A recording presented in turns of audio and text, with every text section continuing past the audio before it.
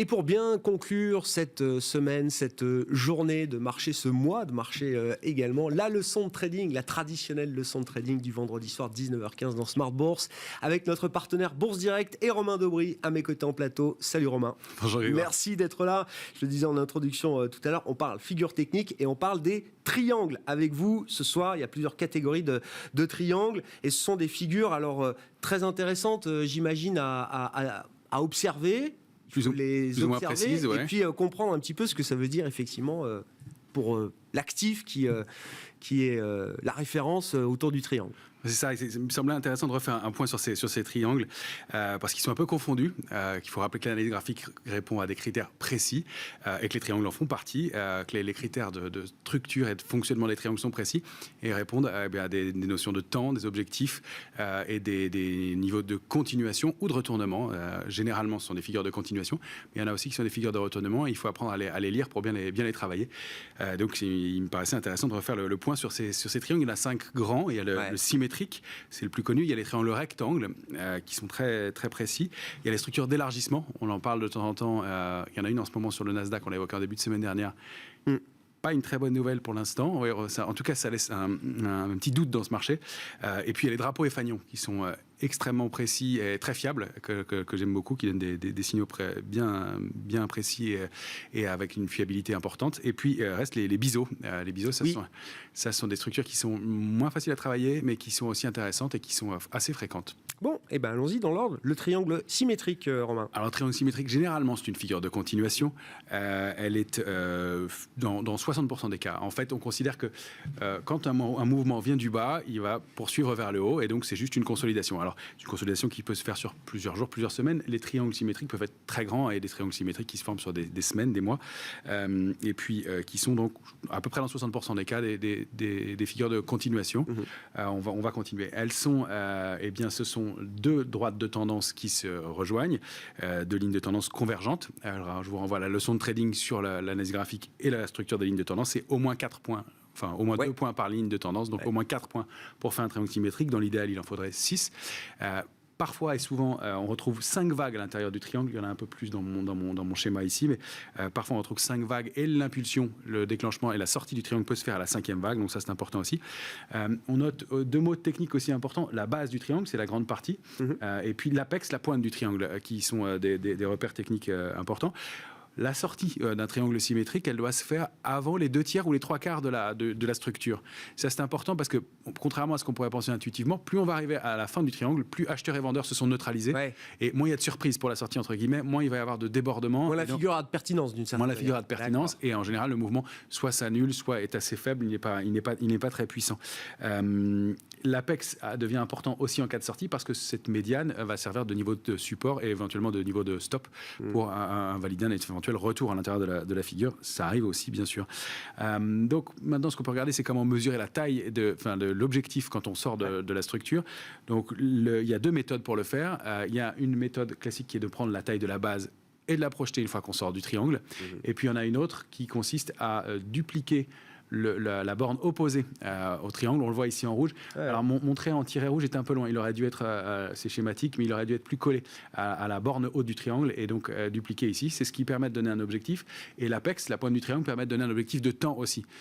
Ce serait du papier millimétré si ça marchait aussi bien que ça. C'est rare qu'on arrive à toucher l'objectif au moment de l'apex, mais ça donne des ordres d'idées, des repères, une feuille de route intéressante. Bon. Voilà pour le triangle symétrique, donc Romain, il est mesure d'objectif. Deuxième grande figure, c'est le triangle rectangle. Rectangle, voilà, il y en a deux types, ascendant ou descendant. Là, les implications, elles sont intéressantes en termes psychologiques, elles sont très nettes. C'est un peu le même principe que le triangle symétrique, sauf que l'une des bornes est plate, elle est horizontale.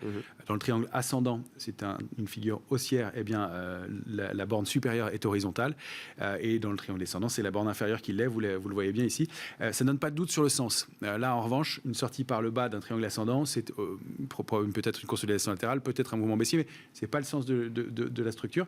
On voit très bien, et c'est intéressant en termes psychologiques, ce qui se joue ici. C'est-à-dire qu'à chaque fois qu'on va taper la borne verticale, la borne supérieure dans le triangle ascendant, la bande horizontale, pardon, la bande supérieure dans le triangle ascendant, eh bien, c'est que sont un ou des vendeurs qui bloquent le mouvement et qui finissent de vider un bouc ou d'alléger des positions. En revanche, on constate toujours dans le triangle ascendant que les points bas sont de plus en plus hauts, donc il y a une certaine pression acheteuse. Donc c'est assez cohérent qu'au moment où le niveau de résistance est franchi, débordé, eh bien, le mouvement accélère et soit assez important, donc à la hausse comme à la baisse. L'amplitude de la figure permet aussi de déterminer la cible, l'objectif, donc un peu comme dans le principe du triangle, exactement comme dans le principe du triangle symétrique. Donc là, des implications plus claires, pas de doute. Et puis, on aime bien travailler avec des horizontales. C'est plus propre en général que les obliques pour les sorties. Donc, des figures qui fonctionnent assez bien. Très clair. Bon, il y a alors, la formation de ce que vous appelez l'élargissement, effectivement. Ou triangle inversé, ou mégaphone. Ce sont des structures qu'on n'aime pas beaucoup. Elles sont difficiles à travailler. En haut de marché, elles traduisent une certaine désorientation. On en a évoqué quelques-unes. Il y en a quelques-unes qui ont fonctionné cette année. Qui n'ont pas été méchantes compte tenu du contexte et de la force du marché, qui étaient petites. Il y en a une en ce moment sur le Nasdaq, pour ceux qui veulent regarder le Nasdaq 100 en journalier, elle est très propre, très nette, et on n'arrive pas à déborder la borne haute. On est tout en haut. C'est psychologiquement considéré comme des signes de désorientation. Des points bas de plus en plus bas, des points de plus en plus hauts. C'est pas ce qu'on aime en analyse graphique, on aime des choses harmonieuses. Là, ça ne l'est pas. Même si les bornes sont touchées fréquemment, le contre-pied est assez fréquent et souvent, dans la cinquième vague est invalidée et il y a un mouvement de baisse qui se met en place assez brutal. Alors, il est difficile à travailler parce que les bornes sont pas propre, et puis parce que c'est difficile de déterminer une taille à cette structure. Donc en général, on va se servir des niveaux de support et de résistance pour aller chercher le mouvement. En haut de marché, ça se termine 9 fois sur 10 par un mouvement de baisse. Alors, on avait des doutes cette semaine quand on a Nasdaq parce que Amazon et Apple donner des impulsions haussières. Amazon est en train d'invalider. Ils sont vraiment revenus. Amazon est bien revenu dans son range. Dans son range, exactement. Celui qu'on avait évoqué en début de semaine. Donc ça aussi, ce sont des signes de faiblesse et des invalidations. C'est jamais très bon, surtout sur des structures mensuelles comme celle-ci. Bon, voilà pour cette formation d'élargissement. Il nous reste à voir Drapeau et Fagnon, Romain. Ceux-là, ils sont excellents à surveiller de près. Elles répondent à des critères très précis. Ce sont des brèves pauses dans une tendance. Elles sont un tout petit peu différentes par leur structure. Ce qui les distingue, c'est la structure. Donc, pour le drapeau, c'est deux petites droites parallèles qui se marquent une pause dans un petit rectangle. Le fagnon, lui, c'est un petit triangle symétrique. Ce qu'elles ont en commun, c'est qu'elles se forment après une grande accélération haussière bien nette, bien marquée, ce qu'on appelle le mât. Ah oui. Là, en bleu que vous voyez en bleu à l'écran, elles sont très fiable. Et donc, les autres critères importants, c'est que la pause doit se faire avec un assèchement des volumes, très clairement. Dans cette pause, dans cette zone de consolidation, il doit y avoir un assèchement des volumes. Et en revanche, une fois qu'on sort de la structure à nouveau, le volume doit revenir. Ça, c'est vraiment très important. Il est plus important dans une sortie, dans une figure haussière, puisque ce sont des figures haussières et baissières. On peut les retrouver dans un sens baissier aussi. Et elles sont en général plus rapides à se décllencher dans le sens baissier, mais elles ne doivent pas durer plus de 3 semaines. Ça dure de 1 à 3 semaines, ces figures-là. Donc, pas de biseau qui dure 1 mois et demi ou 2 mois. Pas de fagnon ou drapeau. C'est très précis. C'est très précis. Fagnon et drapeau, ça dure entre 1 et 3 semaines, pas plus. Sinon, c'est une autre structure. Ou sinon, elles sont invalidées. Et si vous les regardez, vous verrez qu'elles donnent de faux signaux et qu'elles ne sont pas propres. En revanche, elles donnent des résultats très fiables, 60-70% de réussite quand on en sort. Et on reproduit dans ces cas-là, à la sortie, la taille du mât. C'est-à-dire que là, si on sort par le haut, ça donne en plus des objectifs qui sont intéressants, avec un ratio risque-rendement qui est toujours important, puisqu'on a un risque faible, puisqu'on sait que si on recasse la petite structure par le bas dans des drapeaux et fagnons haussiers, on a un stop court et puis on a un objectif qui en général assez important puisqu'on a une impulsion haussière forte avant et puis ça traduit une psychologie assez nette, accélération haussière, consolidation avec moins de volume, sortie avec du volume à nouveau, c'est toujours important. Bon, et pour conclure, donc, la dernière formation là, dans cette grande famille des triangles, la formation en biseau, ascendant ou descendant, Romain. Ascendant ou descendant, contrairement à ce que leur nom indique, le biseau ascendant, c'est une figure baissière, le biseau descendant, c'est une figure haussière. Ce sont des figures généralement de continuation, c'est-à-dire que ça correspond aussi à des pauses dans la tendance. Elles peuvent être éventuellement des figures de retournement en haut de marché. Elles sont toujours délicates à travailler parce que les obliques peuvent être débordés. On a eu des sorties de biseau par le haut cette année aussi, on en a constaté plusieurs sur le Dow Jones, sur le CAC 40 aussi, sur le futur CAC 40, on les a évoqués.